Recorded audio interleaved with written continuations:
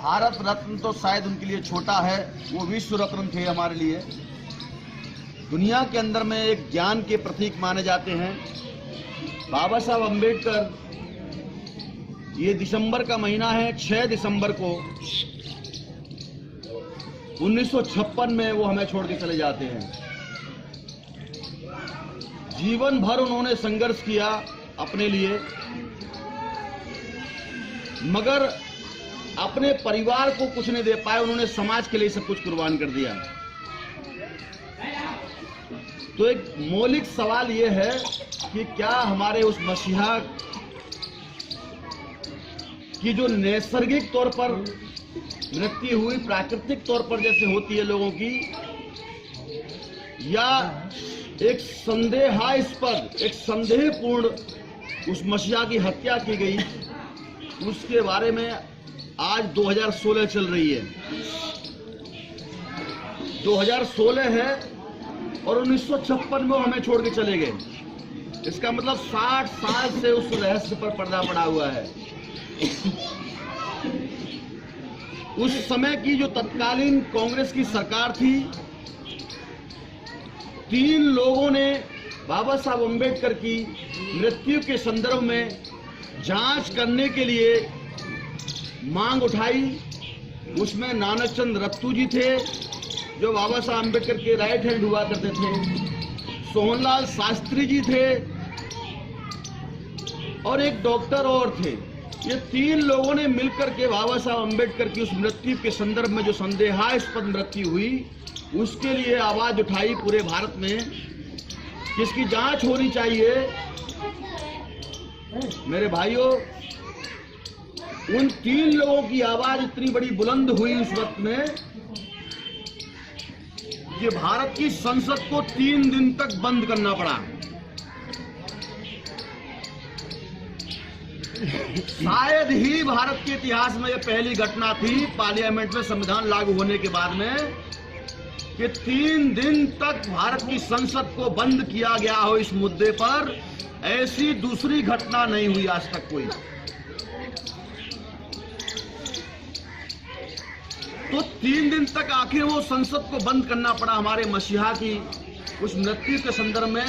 आखिरकार तत्कालीन प्रधानमंत्री पंडित जवाहरलाल नेहरू को एक जांच कमेटी बनानी पड़ी, एक आयोग बनाना पड़ा उसके लिए, और उस आयोग का नाम दिया गया DIG सक्सेना आयोग। उसने सारे देश भर में जो कुछ भी उनके साथ में उस समय जो घटित हुआ था, उसकी एक रिपोर्ट प्रस्तुत किया। कोई भी आयोग होता है, बनाया जाता है तो किसी न किसी की छानबीन करने के लिए बनाया जाता है। जैसे मंडल आयोग OBC के लोगों की छानबीन करने के लिए बनाया गया।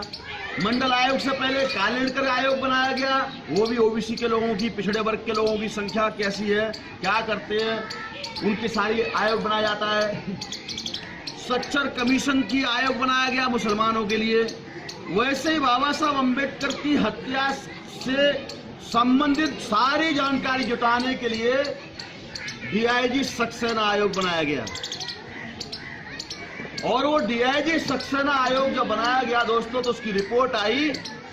उस रिपोर्ट को कांग्रेसियों ने, अर्थात ब्राह्मणों ने, आज तक भी संसद की पटल पर नहीं रखने दिया गया।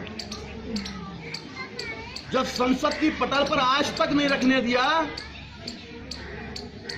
तो बीजेपी की भी सरकार आई बाद में। तो क्या बीजेपी ने इस मुद्दे को उठाया? नहीं। कि संविधान निर्माता, जिस संविधान की वजह से, जिस महापुरुष की वजह से वो संविधान बनाया गया, और संविधान की वजह से लोग राष्ट्रपति, प्रधानमंत्री, मुख्यमंत्री और सारे हो गए, इन सारे लोगों ने मुद्दा उठाना चाहिए था। बीजेपी आज बाबा साहब अम्बेडकर का जन्मदिन तो मना रही थी 125वीं वर्षगांठ के तौर पर। साल भर तक बीजेपी के लोगों ने, RSS संघ परिवार के लोगों ने बाबा साहब अम्बेडकर का जन्मदिन मनाया।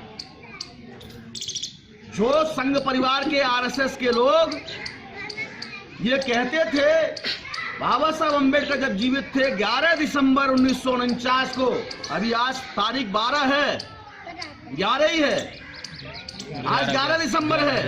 आज ये भी अजीब संयोग है दोस्तों। आज ही के दिन 1949 के अंदर में आरएसएस के ब्राह्मणों ने बाबा साहब अंबेडकर के रामलीला मैदान में पुतले फूकने का काम किया।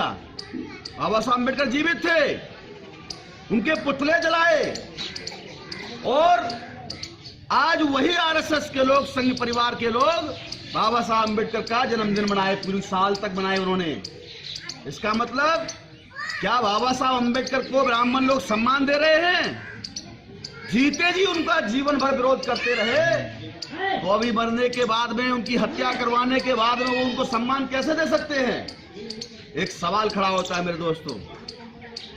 बीजेपी ने जन्मदिन तो मनाया, मगर उस मसीहा के बारे में डीआईजी सक्सेना की रिपोर्ट, पूर्ण बहुमत की सरकार होने के बावजूद भी उस पर चर्चा होनी चाहिए, ऐसी कोई बात हमको सुनने को नहीं मिली।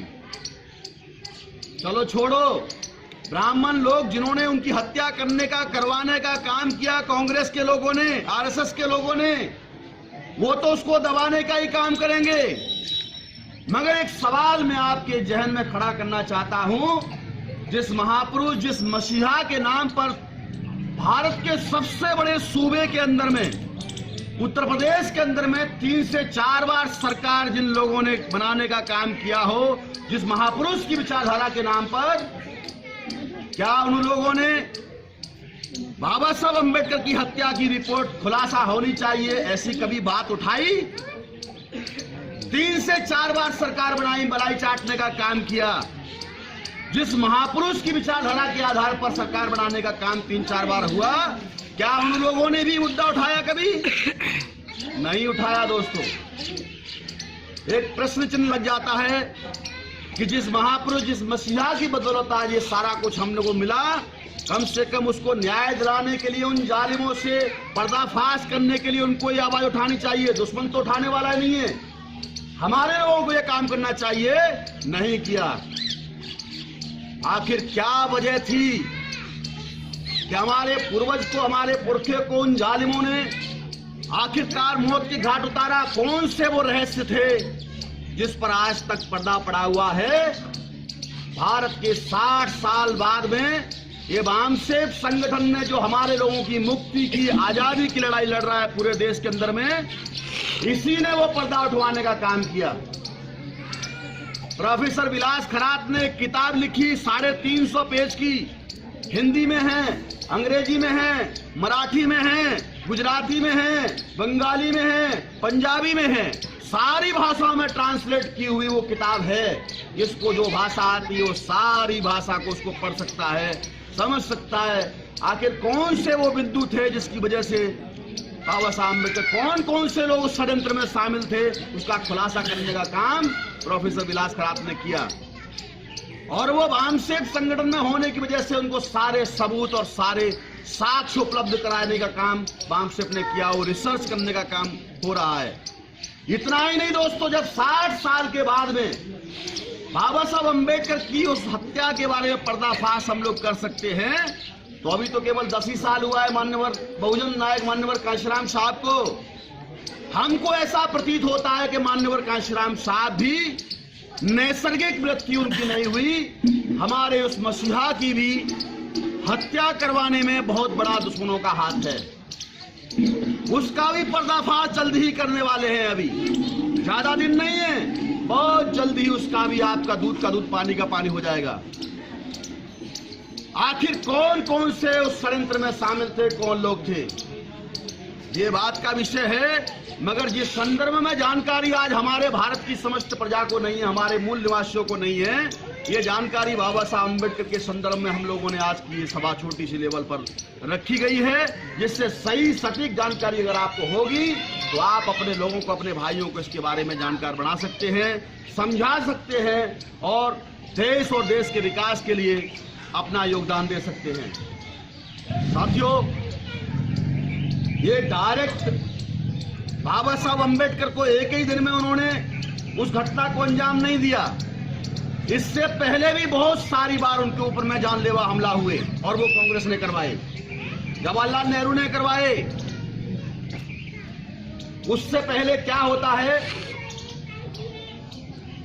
आप ओबीसी के लोगों के लिए, एससी एसटी के लोगों को तो बहुत सारे अधिकार बाबा साहब अम्बेडकर ने दिलवाए, मगर हमारे जो पिछड़े वर्ग के लोग हैं, ओबीसी समाज है, वो भी इस देश के मूल निवासी लोग हैं, जो आज की तारीख में सबसे ज्यादा ब्राह्मणवाद को मजबूत करने का काम कर रहे हैं, सबसे ज्यादा कर रहे हैं। इसका मतलब हमारे लोग भी कर रहे हैं, एससी और एसटी के लोग भी ब्राह्मणवाद को मजबूत करने का काम कर रहे हैं, मगर सबसे ज्यादा जो मजबूत करने का काम कर रहा है वो हमारा 52% ओबीसी समाज है।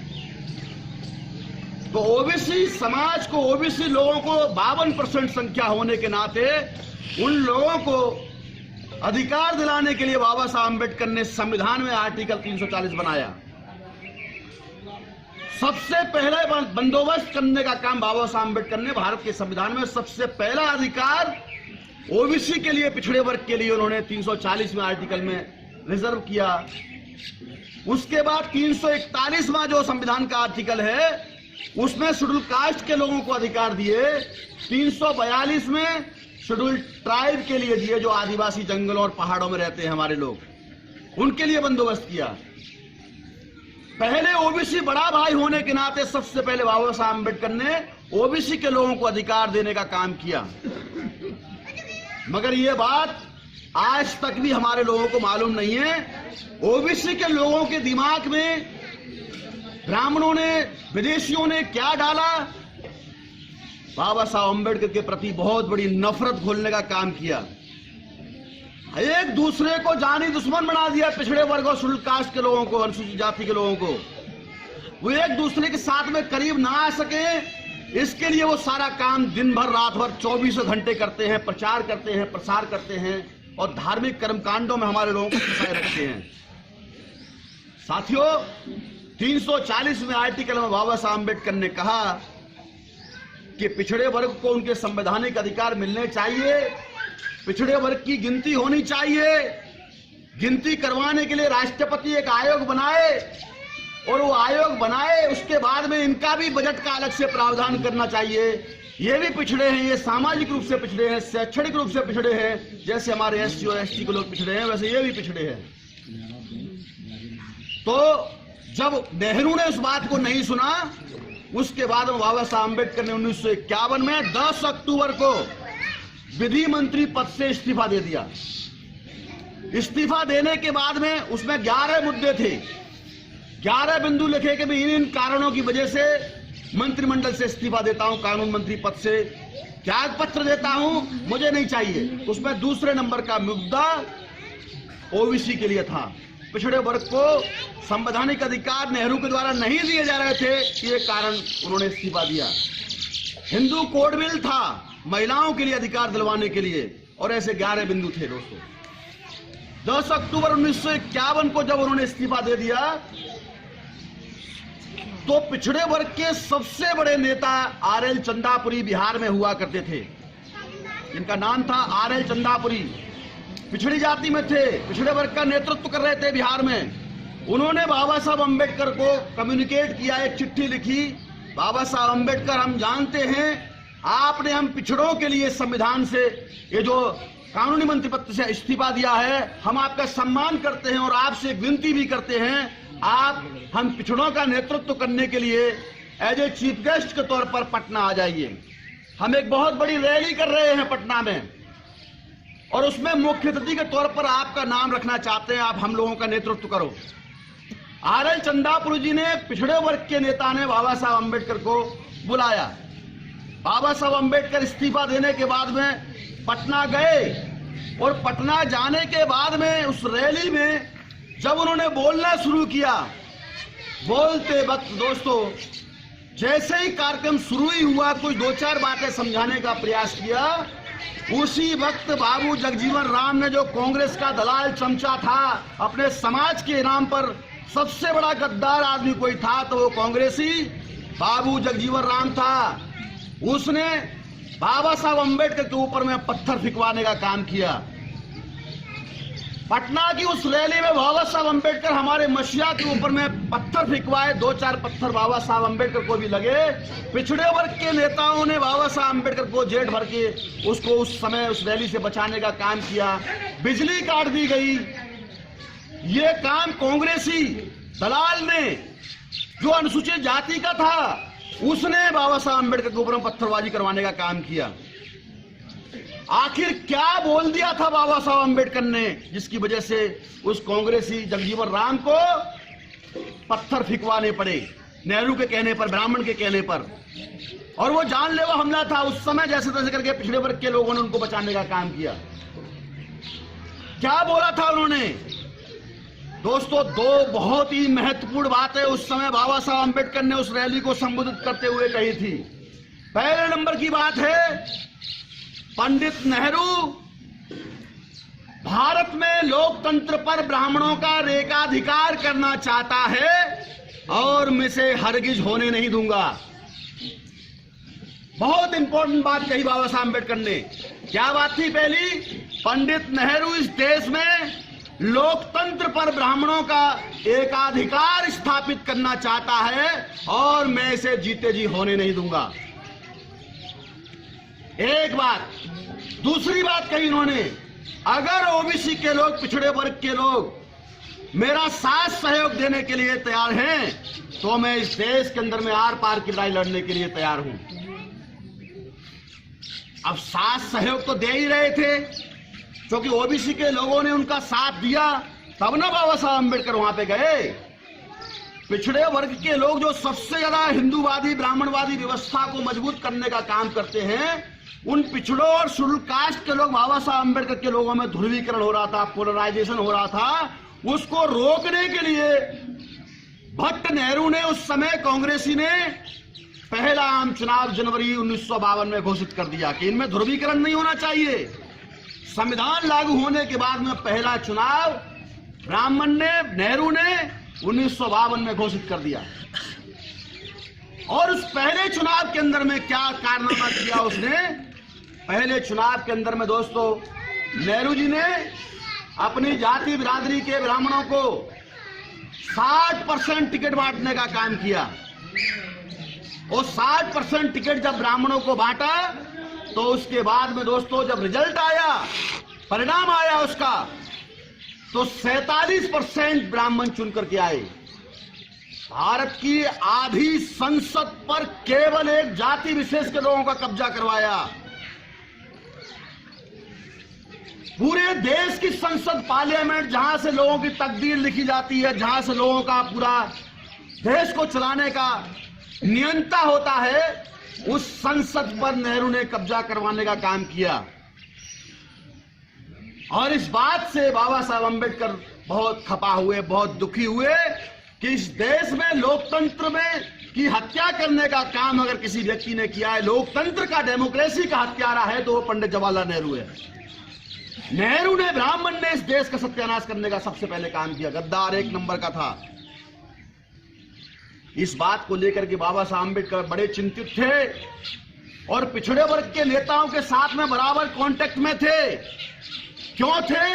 क्योंकि पहले ही उन्होंने एक बात 1948 में कह दी थी और वो बात बहुत महत्वपूर्ण थी। क्या बात थी?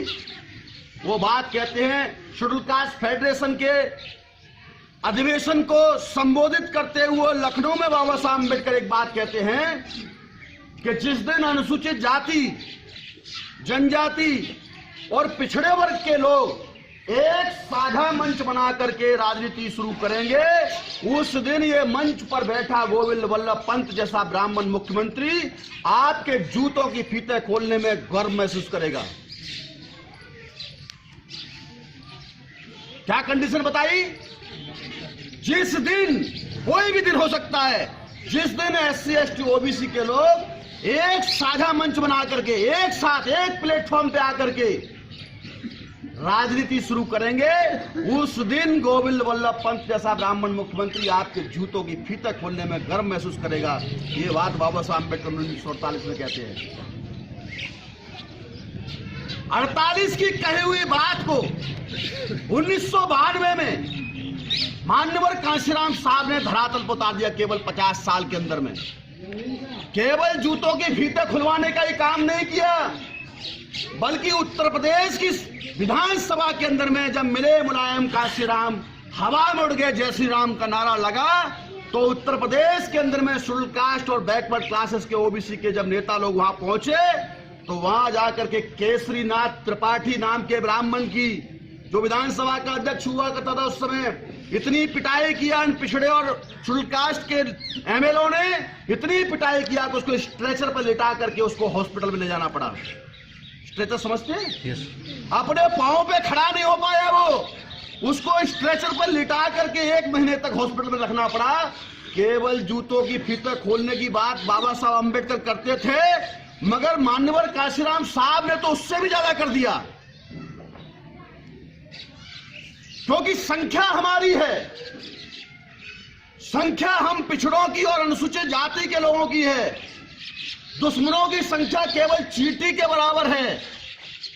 और जो लोग ऐसा मानते हैं, जो लोग ऐसा कहते हैं कि ब्राह्मणों के बगैर हमारा कुछ हो ही नहीं सकता, नकारा होने का सबसे बड़ा सबूत है। सबसे बड़ा नकारा धरती का बोझ है, जिंदा रहे तो जिंदगी खराब, मर जाए तो मिट्टी खराब, ऐसा मैं संज्ञा देता हूं उस व्यक्ति को।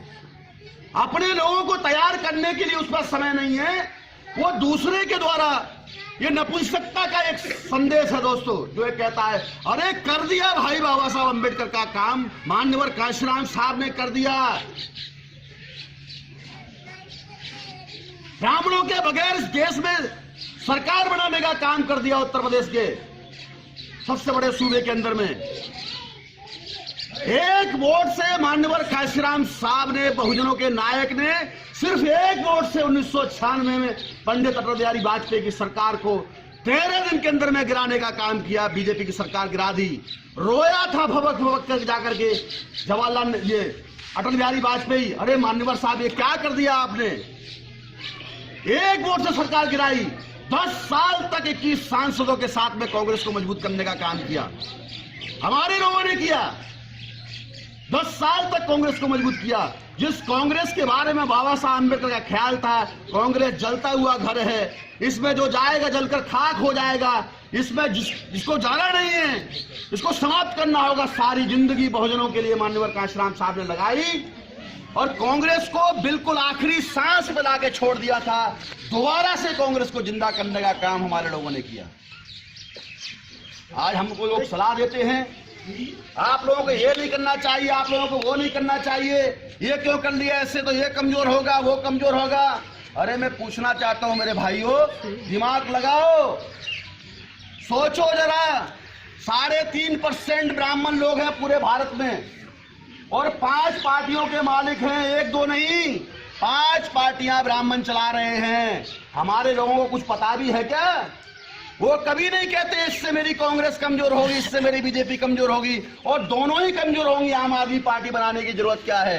कहते हैं क्या कभी? ममता बनर्जी है, ब्राह्मणी है, जयललिता है, कल परसों उसका परिनिर्वाण हो गया, मर गई, वो कभी नहीं कहते 3.5% है, चींटी के समान है, वो तो कभी नहीं बोलते हैं। हमारे लोग सर्वस्व नाश हो गया, सब कुछ छिन गया हमारे पास में, फिर भी लोग कहते हैं। अब की बार सोचना चाहिए यार, एक बार देखना है बस। अरे देखो, हमें कोई दिक्कत नहीं है, देखना चाहिए, देखो, जरूर देखो, देखिए आप लोग, और कितना देखोगे। हम इस देश के अंदर में रूलिंग पार्टी भी बनना चाहते हैं और अपोजिशन पार्टी भी बनना चाहते हैं, इसके लिए हम लोग काम कर रहे हैं। रूलिंग पार्टी का मतलब क्या होता है? सरकार चलाने का काम भी देश का मूल निवासी 85% बहुजन समाज का आदमी करेगा और विपक्ष में बैठने का काम भी हमारे 85% बहुजन समाज का आदमी करेगा। अगर बीएमपी बहुजन मुक्ति पार्टी रूलिंग में होती है तो बहुजन समाज पार्टी विपक्ष में रहेगी, और अगर बहुजन समाज पार्टी विपक्ष में और रूलिंग में होती है, सरकार में, सरकार चलाने का काम करती है, तो बहुजन मुक्ति पार्टी विपक्ष में बैठने का काम करेगी, मूल निवासियों की पार्टी। और जो थर्ड अपोजिशन है, जो कम्युनिस्टों के बंगाल की है, वो भी ब्राह्मणों की है, उसकी जगह पर सपा या कोई दूसरी पार्टी भी आकर के काम कर सकती है। 3.5% के लोग 5 पार्टी चला सकते हैं, तो हम 85% के समाज के लोग 25 क्यों नहीं चला सकते? चला सकते हैं, यकीनन चला सकते हैं। संख्या हमारी है। लोकतंत्र पर ब्राह्मणों का एकाधिकार है। लोकतंत्र की हत्या करने का काम उन्होंने किया है। ब्राह्मणोक्रेसी आ गई। जो बात पेरियार रामास्वामी नायकर कहते थे, कांग्रेस के द्वारा चलाए गए आंदोलन से इस देश में डेमोक्रेसी नहीं ब्राह्मणोक्रेसी आएगी, आ गई है। बचा क्या है? तुम 85% की बात करते थे, उस समय वो हाथी चुनाव चिन्ह हमारा 207 विधायक के रूप में बच्चे पैदा करता था। 207 विधायक चुन के आते थे, 85% की बात होती थी। 21 सांसद के रूप में बच्चे पैदा होके आते थे। मगर सर्वजन की बात होने लगी, 100% की बात होने लगी, तो ज्यादा आना चाहिए, कम आना चाहिए? अरे 0 पे आ गया। हाथी बच्चे पैदा करता था, अभी अंडे देने लग रहा है। इससे बड़ी हास्यास्पद बात क्या हो सकती है? 2014 में सर्वजन का नारे की वजह से ब्राह्मणों ने सर्वनाश कर दिया हमारी पार्टी का, और हमारे लोग सोए हुए हैं। और सार्वजनिक तौर पर सतीशन मिश्रा इस बात को कहता है, बीएसपी का मतलब ब्राह्मण समाज पार्टी है, किसी के पास में ऑडियो वीडियो ना हो मुझसे ले लेना। ब्राह्मणों के सम्मेलन को संबोधित करते हुए कहता है, मेरे दोस्तों, मेरे भाइयों, मूल निवासियों, कल को इस देश का शासक बनना है आप लोगों को। इसलिए हम कह रहे हैं कि हम लोग 85% समाज के लोगों में जो जागृति का अभियान चला रहे हैं, हम किसी को कमजोर करने के लिए नहीं, बल्कि ब्राह्मणवाद को जमीन में गाड़ने के लिए हम काम कर रहे हैं। और चुनौती के साथ में ऐलानिया कहते हैं इस बात को। हम जानते हैं ज्यादा से ज्यादा मौत हो सकती है, बस हमारे महापुरुषों की हो गई, क्या होगा इससे ज्यादा? एक अंबेडकर बाबा ने पूरे देश में करोड़ों बाबा साहब अंबेडकर पैदा कर दिए, मगर कभी भी समझौता नहीं किया दुश्मनों के साथ में। अंबेडकरवाद का एक लाइन में अगर डेफिनेशन दिया जाए तो भिड़ना ही अंबेडकरवाद है, झगड़ना, लड़ना, अपने अधिकारों के प्रति अपने समाज की लड़ाई लड़ना ही अंबेडकरवाद है। समझौता करना नहीं, भागना नहीं मैदान छोड़ करके। साथियों, जैसे ही 1953 में बाबा साहब अंबेडकर के द्वारा जब ओबीसी और एससी के लोगों का ध्रुवीकरण चल रहा था, तो नेहरू ने चुनाव घोषित कर दिया, और चुनाव जितवाने के बाद में संसद पर कब्जा करवा लिया, और ओबीसी के लोगों के लिए दबाव में आकर के काका कालेलकर कमीशन भी बनाने का काम किया। काका साहब कालेलकर कमीशन जब बनाया तो उसने रिपोर्ट दी अपनी। उस रिपोर्ट में क्या क्या मुद्दे थे पिछड़े वर्ग के लिए, वो मुद्दे बहुत ज्यादा अहम हैं, बहुत इंपॉर्टेंट मुद्दे हैं वो। जिस मुद्दों के विरोध में, उस कालेलकर कमीशन की विरोध में बालकृष्ण दत्तात्रेय कालेलकर को कमेटी का चेयरमैन बनाया, और वो दक्षिण भारत का काला ब्राह्मण था। उस ब्राह्मण को नेहरू ने बुलाया, तेरा दिमाग खराब हो गया है क्या पंडित? हम एससी एसटी के लोगों के रिजर्वेशन से ही परेशान हैं, और तू ओबीसी के नाम पर, तुझे मैंने इसलिए बनाया था क्या आयोग का अध्यक्ष? तू ओबीसी के नाम पर इन सारे मुद्दों को चिन्हित करके देगा? खबरदार, अपनी ही इस रिपोर्ट के विरोध में मुझे लेटर लिख। कालेलकर कमीशन को विरोध में दत्तात्रेय नाम के ब्राह्मण से लेटर लिखवाया, 31 पेज का हैंड राइटिंग से लिखा हुआ लेटर। उसमें कहा उसने कि यद्यपि इस रिपोर्ट का मैंने ही प्रस्तुत करने का काम किया, मगर मैं अपनी रिपोर्ट से सहमत नहीं हूं। 31 पेज का लेटर है उसके हाथ का, मैं अपनी रिपोर्ट से सहमत नहीं हूं। जैसे ही उस मुद्दे को आधार बना करके कि जो कमेटी का चेयरमैन ही अपनी रिपोर्ट से सहमत नहीं है, ऐसी रिपोर्ट को संसद के पटल पर समय बर्बाद करने का कोई मतलब नहीं है, कोई चर्चा करने का मामला नहीं है। साथियों, ओबीसी के विरोध में फैसला लेने का काम कचरे की टोकरी में उसको डाल दिया। 1955 में रिपोर्ट आई, और नेहरू ने आज तक उसकी चर्चा नहीं होने दी। बाबा साहब अंबेडकर ने उस रिपोर्ट के आधार पर एक बहुत बड़ा फैसला लिया उस समय, और जो शेड्यूल कास्ट फेडरेशन बाबा साहब चलाते थे, उस शुल्क कास्ट फेडरेशन को समाप्त करने का निर्णय लिया कि मैं केवल अब SC ST के भरोसे इस देश में इतनी बड़ी क्रांति करने में सक्षम नहीं हूं। OBC other backward class front तैयार करना होगा और उसके तहत उन्होंने एक नाम दिया। उसकी प्लानिंग चली रही थी, अंदरूनी था सारा मामला, और उस पार्टी का जो संरचना चल रही थी, उस पार्टी के द्वारा चुनावी मैनिफेस्टो में सारे बैकवर्ड क्लासेस के और सारे हमारे शेड्यूल कास्ट के मुद्दे उठाने वाले थे। वो पार्टी का नाम था, कब उठाने वाले थे? 52 के बाद में अगला चुनाव 57 में आने वाला था। 1957 में जो चुनाव आने वाला था उसमें ओबीसी के लिए लड़ाई लड़ने का काम बाबा साहब अम्बेडकर कालेडकर कमीशन के सारे मुद्दों को उठा रहे थे। इससे पहले ही 56 में उनकी हत्या कर दी गई। और एक और महत्वपूर्ण कारण था बाबा साहब अम्बेडकर की डेथ के संदर्भ में, वो कारण था 14 अक्टूबर को 1956 में बाबा साहब अम्बेडकर ने काठमांडू में जाकर के, बाद में काठमांडू गए, मगर 14 अक्टूबर को इस देश में एक बहुत बड़ा फैसला लिया। जो घोषणा उन्होंने 1935 में किया था, 21 साल तक जिस चीज का इंतजार किया, वो था बुद्धिज्म ग्रहण करने का। उन्होंने अपने गुरु भंते चंद्रमणि से कहा, मुझे बुद्धिज्म स्वीकार करना है, क्या करना होगा? बाबा साहब ने जैसे ही अपने गुरु, जिनको गुरु माना उन्होंने बुद्धिज्म का, भंते चंद्रमणि जी को, उनसे कहा मुझे बुद्धिज्म ग्रहण करने के लिए क्या करना होगा? गुरुजी ने कहा आपको त्रिशरण पंचशील ग्रहण करना होगा।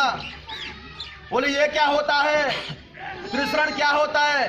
बोले कि 3 बार आपको बुद्धम शरणम गच्छामि, धम्मम शरणम गच्छामि, संघम शरणम गच्छामि, प्रथम बार द्वितीयाम्पि तृतीयाम्पि, 3 बार ये आपको बोलना होगा दीक्षा ग्रहण करते समय, और इसके अलावा पंचशील भी ग्रहण करना होगा। ये सब आप करोगे, आपकी दीक्षा पूरी होगी। बाबा साहब अम्बेडकर ने अपने गुरु को ही सिखाने का काम किया और कहा, आपने जो कहा त्रिशरण बुद्धम शरणम गच्छामि, मैं बुद्ध की शरण में जाने के लिए तैयार हूं। आपने जो कहा धम्मम शरणम गच्छामि, मैं धम्म की भी शरण में जाने के लिए तैयार हूं। आपने जो कहा कि संगम शरणम गच्छामि, मैं हरगिज बिल्कुल भी संघ की शरण में जाने के लिए तैयार नहीं हूं। क्यों तैयार नहीं हूं? इसलिए तैयार नहीं हूं कि जिस समय बौद्ध भिक्षुओं ने पूरे देश में इस व्यवस्था के विरोध में ओपन स्टैंड लिया था, तो ब्राह्मणों ने उनका सर कलम करने का फैसला लिया। जो एक बौद्ध भिक्षु की सर कलम करके लेके आएगा, उसको बतौर इनाम 100 सोने की मुद्राएं दी जाएंगी, स्वर्ण मुद्राएं दी जाएंगी, क्योंकि भंते लोगों ने रियल में वो काम किया था उस समय के भंतों ने। आज के जो भंते हैं ब्राह्मण लोग, आरएसएस के लोग हमारे लोगों को या और अपने ब्राह्मणों को टक्कर करते हैं, भंते बनाते हैं नकली तौर पर, और आरएसएस के लोगों को भंते बना करके हमारे साथ में चीवर पहना करके कहते हैं ये भंते लोग हैं। इसलिए बाबा साहब अम्बेडकर ने फैसला लिया, संघ पर मेरा यकीन नहीं है, मैं अपना संघ खुद निर्माण करूंगा। और भारतीय दी बुद्धिस्ट सोसाइटी ऑफ इंडिया नाम का एक संगठन उन्होंने धर्म का काम करने के लिए तैयार किया। जब ऐसा हुआ तो साथियों, बुद्धिज्म ग्रहण करने के बाद बाबा साहब अम्बेडकर ने 14 अक्टूबर को अपनी डेथ से अक्टूबर, नवंबर, दिसंबर लगभग 2.5 महीने पहले की बात है। मैं तारीखों के साथ में टाइम बाउंड तरीके से सारा आवर टू आवर आपको बताने वाला हूं क्या चल रहा था उस समय, मिनट टू मिनट क्या हो रहा था उस समय। इतना बड़ा रहस्य के बारे में पर्दाफाश करना कोई मामूली बात नहीं है, बहुत बड़ा काम है, और जिस पर 60 साल तक आज तक पर्दा पड़ा हुआ है। दोस्तों, जैसे ही उन्होंने बुद्धिज्म ग्रहण किया, ग्रहण करने के बाद में गुरुजी ने कहा तो दीक्षा पूरी नहीं होगी जब तक आप संघ की शरण में नहीं जाते हो। आपने सवाल खड़ा कर दिया, तो बाबा साहब ने कहा तो रास्ता निकालो, आप तो गुरु हो, आप ही कोई रास्ता निकालो, क्या करना होगा। उस समय गुरुजी ने कहा कि आज के संघ की शरण में आप मत जाइए, जिस समय बुद्ध ने संघ बनाया था ऐसी कल्पना करो कि मैं बुद्ध के संघ की शरण में जा रहा हूं। बाबा साहब ने कहा ठीक है, मैं उस समय के बुद्ध की शरण में जा रहा हूं, और संघ की शरण में जा रहा हूं और उसी के आधार पर मैं अपने संघ निर्माण करने का फैसला लूंगा। बोले ओके, मामला रफा दफा हो गया। दीक्षा ग्रहण करने के बाद में 14 अक्टूबर को बाबा साहब अम्बेडकर ने नागपुर में लगभग 4-5 लाख लोगों को, अपने अनुयायियों को दीक्षित करने का काम किया। और उन्होंने गुरु से नहीं करवाया, गुरु से खुद शिक्षा दीक्षा ग्रहण करी, उसके बाद में खुद अपने लोगों को संबोधित किया। बुद्धिज्म ग्रहण करवाया और बुद्धिज्म ग्रहण करवाने के बाद में उन्होंने कहा 22 प्रतिज्ञाएं हमारे लिए दी। वो 22 प्रतिज्ञाओं में पहले नंबर की प्रतिज्ञा है दोस्तों, वो है मैं कभी ब्रह्मा विष्णु महेश को न कभी ईश्वर मानूंगा, न कभी उसकी पूजा करूंगा। और आज उस पहले नंबर की प्रतिज्ञा के विरोध में ही हमारे लोग काम करते हैं। नाम बाबा साहब अम्बेडकर का लेते हैं, काम उनके विरोध में करते हैं। ज्यादा बताने की जरूरत नहीं है, 22 प्रतिज्ञाओं को आप अध्ययन कर सकते हो। मैंने एक ही उदाहरण दिया है, बहुत सारी बातें इसके अंदर में लिखी हैं। इसलिए और उन्होंने उस समय दीक्षा लेने के बाद में एक फैसला, एक बहुत बड़ा निर्णय लिया। वो निर्णय था मैं आने वाले केवल 2 साल के अंदर मैं पूरे भारत को बौद्ध में बना दूंगा। ये भी एक उनकी मृत्यु का कारण बना। ये वैज्ञानिक धर्म जो है, जो बुद्धिज्म है, इसको 2 साल के अंदर मैं पूरे भारत को बौद्ध में बनाऊंगा। ये दूसरे नंबर का कारण था बाबा साहब अम्बेडकर की। दुश्मनों ने हमारे मसीहा को मौत के घाट उतारने का काम किया, 2 नंबर का कारण था। और उनकी जो दूसरी बीवी थी, 1948 में बाबा साहब अम्बेडकर ने दूसरी शादी करने का फैसला लिया। और वो शादी करने का फैसला स्वैच्छिक तौर पर नहीं किया था, वो फैसला भी दुश्मनों ने जबरदस्ती उनके ऊपर में थोपने का काम किया। वो क्या था? शारदा कबीर नाम की एक ब्राह्मण महिला, जो नेहरू की दूर की बहन लगती थी, उसके खानदान में से थी।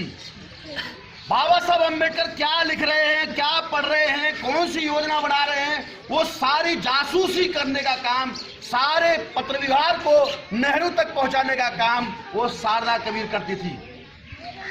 और वो उसकी नर्स हुआ करती थी। डॉक्टर मालवणकर नाम का एक जो मुंबई में हॉस्पिटल चलाता था, एक डॉक्टर था ब्राह्मण, उसके यहाँ पर वो नर्स का काम करती थी। बाबा साहब अम्बेडकर डायबिटिक पेशेंट थे, उनको डायबिटीज थी, इसलिए उनकी सारी व्यवस्था, सारा सब कुछ जो है वो आखिरी समय में जब ज्यादा बीमार होने लगे, ज्यादा स्वस्थ नहीं महसूस कर रहे थे अपने आप को, तो नेहरू ने और कांग्रेसियों ने उनको कहा, डॉक्टर साहब आप अकेले कब तक करते रहेंगे, और ये नर्स आपकी जो है सेवा कर रही है, लोग क्या कहेंगे आपके चरित्र के बारे में, इतना बड़ा आदमी है आप, जो है क्यों ना इसको एक लीगल डॉक्यूमेंट के तहत इसको एक शादी का रूप दे दो। बोले क्या कहेंगे भाई, डॉक्टर और मरीज का तो, पेशेंट का तो साथ रहता है, उसमें क्या है। नहीं नहीं, हम लोगों की आपकी विनती है, लोग कुछ बुरा ना बोले आपके बारे में। इस तरीके से उनको धीरे धीरे उनको अपने लाइन पे लाने का काम किया। बाबा साहब ने भी सोचा चलो ठीक है, लोग उनके चरित्र के ऊपर में जब बात आ रही थी तो उन्होंने सोचा ठीक है कोई बात नहीं, इसके शादी कर लेते हैं। अब दूसरी शादी जो की, क्या सोच के की थी बाबा साहब ने, आपको मालूम है? दूसरी शादी 1948 में किया, 48 साल इधर और 9 साल 1891 उधर, 9 साल उधर, 48 और 9 कितना होता है? 57 ईयर ओल्ड थे बाबा साहब अम्बेडकर। क्या कोई शौक था बाबा साहब को शादी करने का? अरे जो 60 साल का होने जा रहा है, वो क्या सोच करके उसकी शादी करेगा? केवल समाज के अंदर में चरित्रहीनता का मामला ना लगे, और ये दुश्मन उनको ब्लैकमेल कर रहे थे, ब्राह्मण ब्लैकमेल कर रहे थे, तो डॉक्टर अंबेडकर तुमको समाज क्या बोलेगा, तो समझ में आ रहा है? ये सारी ब्लैकमेल करने के बाद में वो इस तरीके से वो करवा देते। 57 साल की उम्र में क्या कोई बच्चे पैदा करने की कोई ख्वाहिश रखी होगी उन्होंने? उनकी तो एक ही धर्म पत्नी थी, एक ही बीवी थी, माता रमाबाई, जिसके त्याग को जिंदगी में दुनिया के अंदर में कोई भुला नहीं सकता है। उस माता रमाबाई के बारे में अगर बता जाए, उस त्याग मूर्ति महिला के बारे में दोस्तों, जब उसका बेटा राजरत्न, जो बाबा साहब अम्बेडकर का सबसे प्रिय बेटा था, वो जब मरता है दवाओं के अभाव में मर जाता है। बाबा साहब अम्बेडकर एक रैली को संबोधित कर रहे थे, चिट्ठी जाती है बाबा साहब के पास में, तुम्हारा बेटा राज रत्न नहीं रहा। क्या बीती होगी उस पिता के कलेजे पर उस समय। और जब वो घर वापस लौट के आते हैं तो देखते हैं कि वाकई में उनका बेटा नहीं रहा। साथियों, वैसी स्थिति में जब कोर्ट की जेब में हाथ डाला तो एक फूटी कौड़ी बाबा साहब अम्बेडकर के पास में नहीं निकली। 1 रुपया नहीं था उसका कफन तक खरीदने के लिए। तो माता रमाबाई ने अपनी आधी साड़ी को फाड़ करके उस व्यक्ति को उस बेटे को लपेट करके शमशान घाट तक पहुंचाने का काम किया। वो त्याग मूर्ति के बारे में, त्याग के बारे में क्या जानोगे। भारत रत्न की पत्नी जब बाबा साहब अम्बेडकर कोलंबिया विश्वविद्यालय में पढ़ रहे थे, उस वक्त बाबा साहब अम्बेडकर की वो माता रमाबाई, उनकी पत्नी, कंडे बेच करके अपने घर का खर्चा चलाती थी। वो महिला थी त्याग मूर्ति के रूप में। साथियों, ये जो दूसरी थी, ये तो पत्नी के वेश में एक नागिन थी जिसने हमारे बाबा साहब अम्बेडकर को डसने का काम किया। 1955 में वो सारी योजना बना रहे थे। 1955 के बाद में दोस्तों जब 56 आती है, 56 में क्या होता है, 4 दिसंबर की दिन होता है। ये दिसंबर चल रहा है। 4 दिसंबर 1956 में नेपाल के काठमांडू में विश्व बौद्ध सम्मेलन को संबोधित करने के लिए बाबा साहब अम्बेडकर जाते हैं। घोषणा 56 में कर चुके थे वो 14 अक्टूबर को। और जब दुनिया के लोगों ने कहा, बाबा साहब आप हमें भी वो सिद्धांत बताइए जिससे कि आप भारत को बौद्धमय करना चाहते हो, हमारा भी मार्गदर्शन करिए।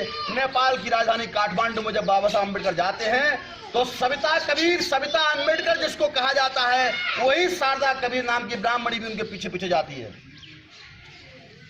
वहां जाने के बाद में जो बातें उस समय उन्होंने काठमांडू में कही, उस बात को लेकर के शारदा कबीर और बाबा साहब अम्बेडकर के बीच में झगड़ा हुआ। और जब वो झगड़ा इतना हो गया, तेजी से, इतना दरार हो गई, बाबा साहब अम्बेडकर ने गुस्से में आकर कहा, मैं तुझे तलाक देने का काम करूंगा अभी जाने के बाद। जैसे ही मैं घर पहुंचता हूं, दिल्ली पहुंचता हूं, मैं तुझे अभी रखूंगा, 1 मिनट के लिए रख सकता मैं तुझे। उसने फैसला लिया। 4 तारीख की दिसंबर की बात है दोस्तों 1956 की। बाबा साहब अम्बेडकर ने वकील से पहले ही लेके रखा था कि इस महिला ने मेरी नाक बंद कर रखी है। मैं साला जो भी प्लानिंग करता हूं अपने समाज के लिए, सारी सीक्रेट प्लानिंग जो है नेहरू के पास पहुंच जाती है, काउंटर प्लान बना लेता है। आखिर कौन जासूस है? ये जासूसी करने का काम कर रही थी। 5 तारीख की रात होती है दोस्तों। वो पेपर डाइवोर्स देने के सारे मेज पर थे और उन्होंने वकील से चर्चा करने का काम किया था। वो सारे पेपर को देख करके उसकी हालत खराब हो जाती है। सविता अम्बेडकर की, सविता कबीर की जब देखती कि अब तो ये कन्फर्म मुझे छोड़ने वाला है, अभी इसके बारे में कुछ कहने का नहीं है, वो पेपर पढ़ने के बाद में उसने 5 तारीख की रात होती है, रात के 11:30 बजे तक नानक चंद रत्तू बाबा साहब अम्बेडकर को दवाई खिलाने के बाद में उनसे कहते, बाबा साहब मैं जाता हूं अभी घर पे। बोले ठीक है आप चले जाओ। 11:30 बजे मध्यरात्रि की बात होती है। वो 11:30 बजे उनको सुला करके आराम से जब घर पहुंचते हैं, घर जाने के बाद में दोस्तों रात में बाबा साहब अम्बेडकर को जो इंसुलिन का इंजेक्शन देना होता है, डायबिटिक थे, इंसुलिन इंजेक्शन का एक ऐसा मामला होता है, जो डायबिटिक इंजेक्शन होता है, अगर ज्यादा मात्रा में डोज दे दिया तो पेशेंट नहीं बचता है, कम दिया तो पेशेंट नहीं बचता है। पता नहीं क्या दिया उस इंजेक्शन के अंदर में उसने, और आखिरकार लास्ट में जब फिर भी वो कामयाब नहीं हुई तो तकिया से उठा करके उनका गला दबा करके उनको जो है तड़फा करके मारने का काम उस जालिम महिला ने किया, उस नागिन ने किया। बाबा साहब अम्बेडकर की हत्या करने का काम 12 बजे किया। 12 साढ़े 12 बजे जब ये सारी घटना को अंजाम देती है तो अपने घर में रखा हुआ उस फोन से, उस समय फोन नहीं हुआ करते थे, ट्रंक कॉल हुआ करती थी, ट्रंक कॉल करती है वो डॉक्टर मालवंकर के पास में जाकर के उसको ट्रंक कॉल करती है। और उसमें केवल 2 शब्द मिलते हैं उस समय की ट्रंक कॉल में, 2 शब्द थे, वो गए। केवल 2 वर्ड थे उस ट्रंक कॉल में, वो गए।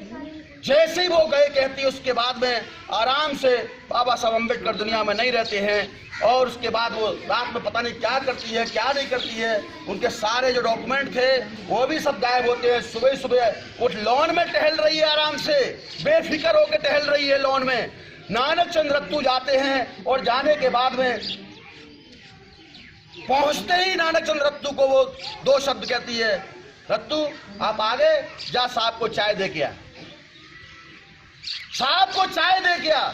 वो चाय लेकर के जैसे ही बाबा साहब अम्बेडकर के पास जाता है, बाबा साहब, वो गला फाड़ फाड़ कर रोने लगता है। बाबा साहब हो तो वहां पर मिले।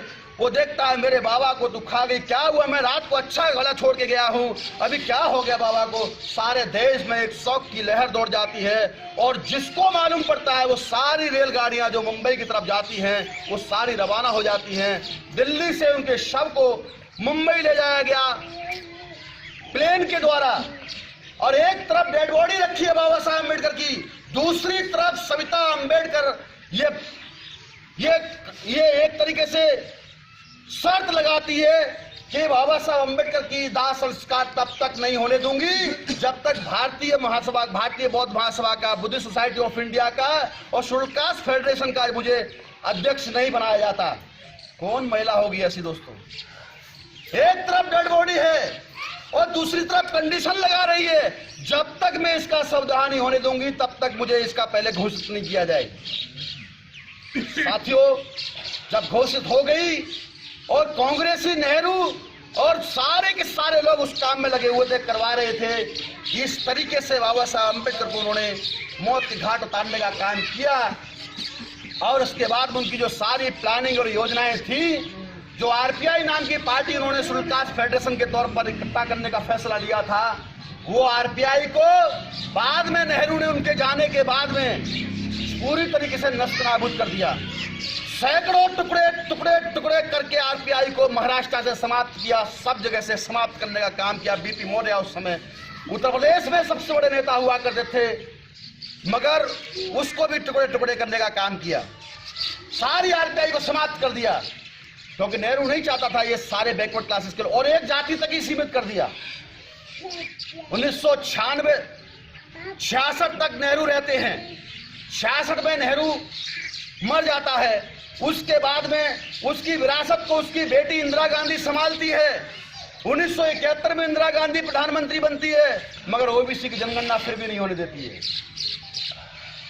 1981 में फिर 10 साल बाद में जनगणना होती है, फिर वो ओबीसी की जनगणना पर रोक लगाने का काम करती है। जो उसका बाप कर रहा था कांग्रेसी भट्ट नेहरू, वही उसकी औलाद इंदिरा गांधी कर रही थी, उसकी जायज औलाद थी वो। 91 में पीवी नरसिंह राव दक्षिण भारत का ब्राह्मण प्रधानमंत्री था, उसने रोक लगाने का काम किया। ओबीसी के अधिकार नहीं मिलना चाहिए। 2001 में पंडित अटल बिहारी वाजपेयी प्रधानमंत्री थे, उसने रोक लगाने का काम किया। 2011 में जो जनगणना हुई उस समय प्रधानमंत्री मनमोहन सिंह थे, कांग्रेसी, यूपीए 2 की गवर्नमेंट थी, कांग्रेस ने फिर उस पर रोक लगाने का काम किया। अभी आने वाले समय में जो जनगणना होने वाली है 10 साल बाद 21 में होने वाली है, 2021 में जनगणना होगी, और इससे पहले ही हम लोग सारे देश के अंदर में पिछड़े वर्ग और शेड्यूल्ड कास्ट के लिए 85% मूल निवासी बहुजन समाज के लोगों को जगाने का और जोड़ने का काम कर रहे हैं।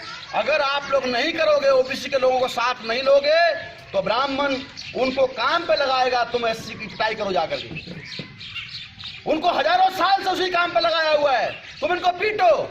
और हमारे लोग, जो ब्राह्मण हमारा असली दुश्मन है, वो असली दुश्मन को भूल जाता है। जो पीटने के लिए आ रहा है, जो नकली है, उसको कहता है यही मेरा दुश्मन है। बड़ी अजीब कहानी है। कुत्ते के अंदर में अगर आप मिट्टी का ढेला, ईंट पत्थर उठा के फेंक के मारो, डंडा मारो, कुत्ते के अंदर में कुत्ता क्या करता है?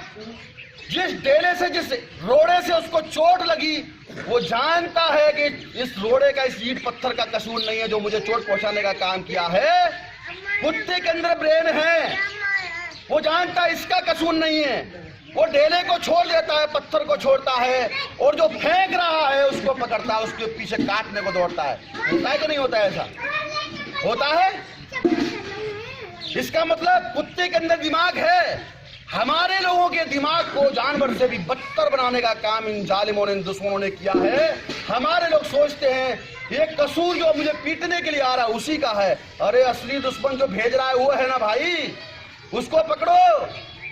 हजारों साल से हमको बेदखल कर रहा है, हजारों साल से हमारी पिटाई करवा रहा है। अगर ओबीसी भाइयों को हमें अपने साथ में नहीं मिलाना होगा, ब्राह्मणों के पिछवाड़े पर लात मारो। जो लोग कहते हैं कि सर्वजन के नाम पर हम लोग फिर से सरकार बनाएंगे, मैं दोस्तों बताना चाहता हूं, सर्वजन एक धोखा है, इनको रोको मौका है। बहुजन समाज सच्चा है, अधिकार मिलना पक्का है। ये आजादी झूठी है, देश की जनता भूखी है। इस तरीके से जब आप सोचोगे, विचार करोगे, समाज में सही बातें समझाने का काम करोगे, तो दोस्तों आप लोग कामयाबी की ओर आगे बढ़ोगे। और नहीं तो गुलाम तो हम हैं, आगे भी बने रहेंगे। आप लोग सोचते होंगे क्या बात कर रहे हैं यार ये आदमी, लगता है इनका सिर फिर गया है। हम काहे के गुलाम? हम डॉक्टर हैं, हम इंजीनियर हैं, हम प्रोफेसर हैं, हम मास्टर हैं, हम सारे मिनिस्टर हैं, सब कुछ हैं। अब काहे के गुलाम हैं हम लोग? ये कौन सी गुलामी से मुक्ति दिलाने के लिए काम कर रहे हैं? गुलामी और आजादी के विषय में केवल दो बातें कहूंगा। गुलामी किसे कहते हैं और आजादी क्या होती है, केवल दो बातें कहूंगा दोस्तों, और अपनी बात को समाप्त करूंगा। भविष्य हमारा, भविष्य हम इस देश के मूल निवासियों का, बहुसंख्यक लोगों का, और हमारे भविष्य का फैसला लेने का अधिकार अगर दुश्मन के पास में है, यही गुलामी है। गुलामी की कोई दूसरी परिभाषा नहीं है। भविष्य हमारा और फैसला अटल बिहारी, सोनिया गांधी, फैसला लेने का काम इन लोगों के हाथ में है। मनमोहन सिंह, नरेंद्र मोदी, मोहन भागवत हमारे भविष्य का फैसला ये ले रहे हैं। हमको रोजगार कितने दिन मिलना चाहिए? 365 दिन में मनरेगा के नाम पर केवल 100 दिन रोजगार मिलना चाहिए। अरे तो 100 दिन रोजगार मिलेगा तो 265 दिन क्या सोनिया के हाड़ खाएंगे क्या हमारे लोग? क्या खाएंगे? कानून बनाती है, कानून बनाया कांग्रेस ने और बीजेपी ने समर्थन किया। हम किसी को भूख से मरने नहीं देंगे, बनाया ना। फूड सिक्योरिटी बिल 2013 में पास किया। फूड सिक्योरिटी बिल जो 2013 में कांग्रेस ने पास किया, उस फूड सिक्योरिटी बिल में क्या कहा? 1 रुपए किलो, 2 रुपए किलो गेहूं चावल देंगे। 1 रुपए किलो, 2 रुपए किलो गेहूं चावल देंगे, सड़ा हुआ देंगे, खाते ही ये मरेंगे, जहर खाएंगे उस तरीके से जिसको समुद्र में मछलियां तक नहीं खाती हैं, वो सड़ा हुआ अनाज हमारे लोगों को खाने के लिए देंगे, दवाई लगा हुआ। समुद्र विज्ञान के विज्ञानियों ने, साइंटिस्टों ने कहा खबरदार सरकार समुद्र में ये सड़ा हुआ अनाज फेंकेगी तो। ख्याल नहीं है, दुनिया के सामने लाके उन्होंने नंगा किया, क्योंकि इसमें दवाई लगी होती है, सड़ा हुआ अनाज होता है। इसको जब समुद्री जानवर खाते हैं साले उनकी मृत्यु हो जाती है। ये इंसानों को खिलाने के सड़ा हुआ अनाज देने का फैसला कांग्रेस ने किया। भूख से मरने नहीं देंगे। कितना देंगे? आपका कितना मिलता है? 10 किलो। ये कितने लोगों के लिए? एक परिवार में 5, 6, 7 लोग होते हैं कम से कम। हमारे लोगों की, मूल निवासियों की तो बच्चा पैदा करने की थोड़ी सी स्पीड भी ज्यादा होती है। ब्राह्मण 1 करता है तो हमारे लोग 4 करते हैं। तो 5 किलो में पूरे महीने का 7 लोगों का, 5 लोगों का खर्चा चलेगा? नहीं चलेगा। क्या होता है दोस्तों? ऊंट के मुंह में जीरा, वो भी सड़ा हुआ। हमारे लोगों को पूरी तरीके से मारने का प्लान इन षड्यंत्रकारियों ने किया, मगर किसी भी हमारे नेता ने यह बात उठाने का काम नहीं किया, बल्कि समर्थन किया उनका, जालिमों का। हाँ करो, भूमि अधिग्रहण बिल, जो भूमि है, जो हमारे खेत खलियान हैं, उन खेत खलियानों को जबरदस्ती सरकार छीन करके उद्योगपति पूंजीपतियों को देने का काम कर रही है। उसका हमारे नेता जो हैं वो समर्थन कर रहे हैं। बसपा की तरफ से समर्थन हुआ, सपा की तरफ से समर्थन हुआ, और उधर जाकर के बिहार में देखे तो नीतीश कुमार और रामविलास के द्वारा समर्थन हुआ। रामविलास तो उधर ही चले चाट रहा है, उनकी पिछवाड़ा पहुंचने से ज्यादा औकात नहीं रामविलास की, वहां पर वही पड़ा हुआ उनकी गिरगिट की तरह से। इस तरीके से सारे नेता लोग ब्राह्मण जो नीति बना रहे हैं उसका समर्थन कर रहे हैं। क्या होगा मेरे समाज का? आप लोग अपनी समस्या का समाधान करने के लिए 60 साल से वोट दे रहे हो।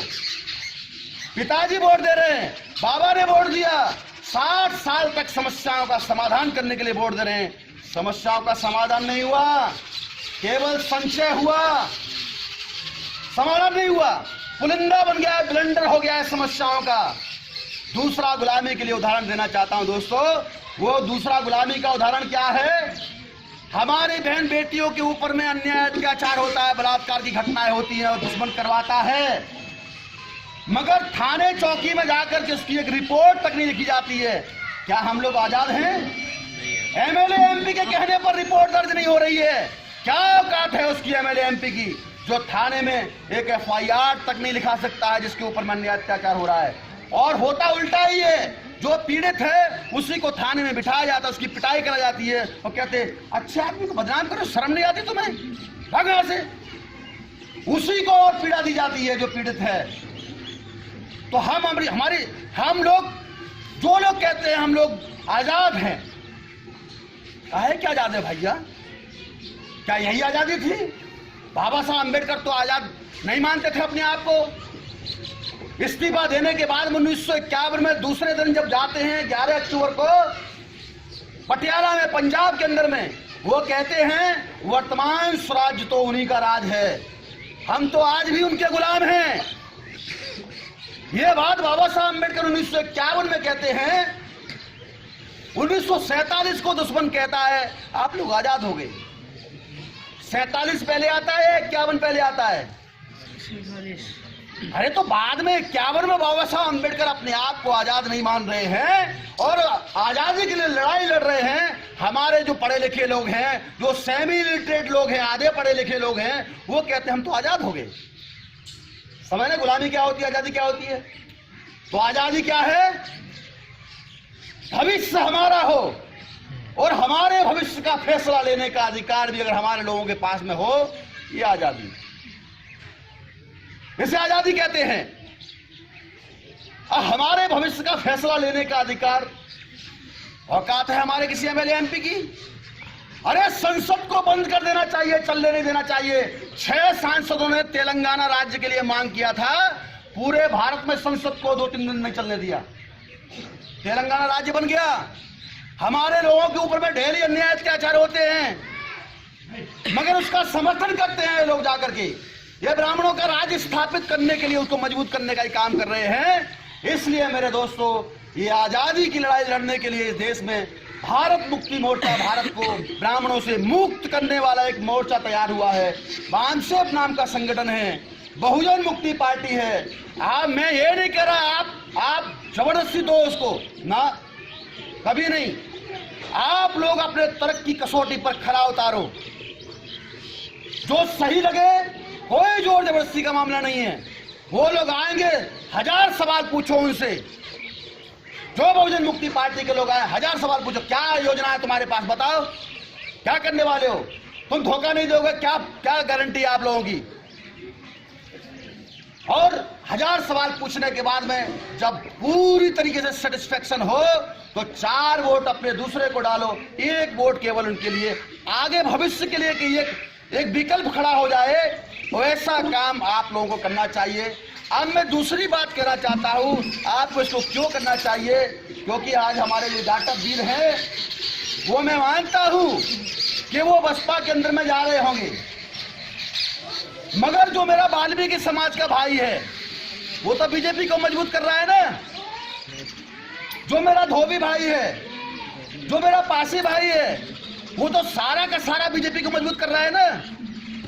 जो वाल्मीकि भाई है, कर रहा है कि नहीं कर रहा? अरे तो वो जो हमने बीजेपी को मजबूत करने के लिए थोड़ी काम करवाना है उससे। मेरा मूल्यवासी समाज का आदमी है जो बसपा से खुश नहीं है, कोई बात नहीं, तू बीजेपी में मत जा, आजा इधर, हम लोग समझाते हैं।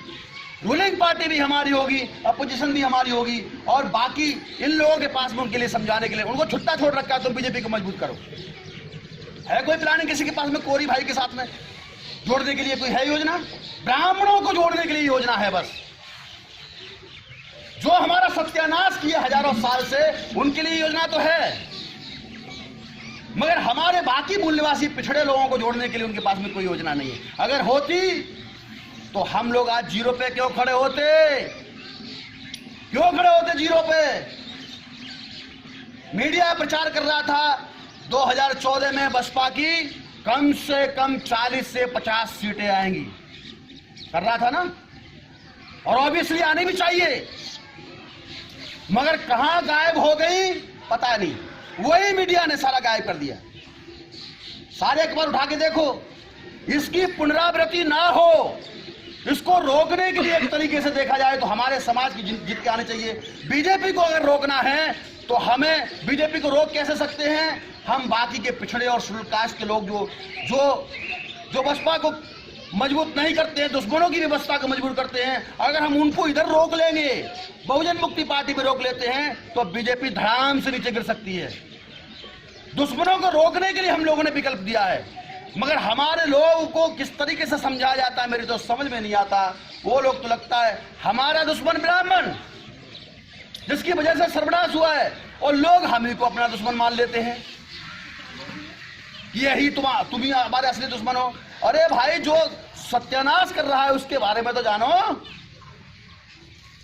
इतनी सी बात कहने के लिए मैं आपके बीच में आया था। विचार करो, सोचो, समझो, 1000 बार सुनने समझने के बाद में सही फैसला लेने का काम आप लोग करोगे। इसी उम्मीद के साथ में मैं अपनी बात को यहीं पर रोकता हूं। उसके बाद में भविष्य में अगर दोबारा कभी मौका देंगे आप, तो मैं पुनः आकर के या मेरे कार्यकर्ता लोग आपके पास आकर के और भी एक नए रहस्य के साथ में, एक नए विषय के साथ में आप लोगों के बीच में जानकारी देने का काम हम लोग करेंगे। हमारा लड़ाई सिर्फ सत्ता और संपत्ति के लिए नहीं है, ध्यान रखना। हमारी ये जो लड़ाई है वो सिर्फ सत्ता और संपत्ति प्राप्त करने के लिए नहीं है, संपूर्ण आजादी, स्वतंत्रता के लिए हमारी लड़ाई है। लड़ाई इलेक्शन की नहीं, जनरेशन की है। इस बात को अपने जहन में उतार लेना दोस्तों। हम आजादी की लड़ाई लड़ रहे हैं और इस आजादी के लिए साथ सहयोग लेने के लिए आपके बीच में आए हैं, आते रहेंगे। आप लोगों का साथ सहयोग मिलता रहेगा। इन्हीं चंद बातों के साथ में मैं अपनी बातों को यही रोकता हूं। आपने मेरी बात को बहुत ही ध्यानपूर्वक, धैर्य से सुना, इसके लिए मैं समस्त ग्रामवासियों को नतमस्तक होकर के जय भीम बोलता हूं, जय मूल निवासी बोलता हूं। धन्यवाद। जय भारत दोस्तों। आपके मन में कोई सवाल हो सकता है, कोई शंका हो सकती है, कोई संदेह हो सकता है, एक एक करके आप उन सवालों का जवाब ले सकते हो। सवाल पूछो।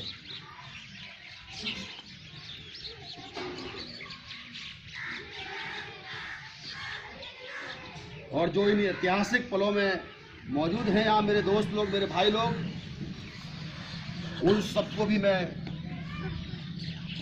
इन ऐतिहासिक उस पर यहाँ अपने साथ में इतिहास के पन्नों में ये रहें, इसलिए मैं इसको सजो के भी रखना चाहता हूँ।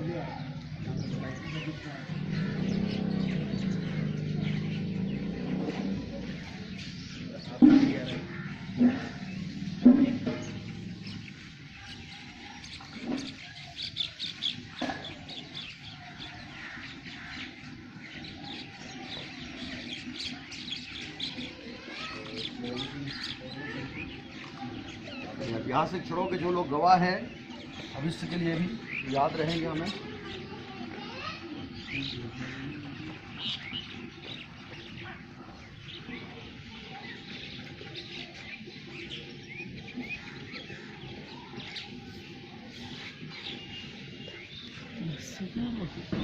साथियों, आप लोग अपना सवाल जवाब को जो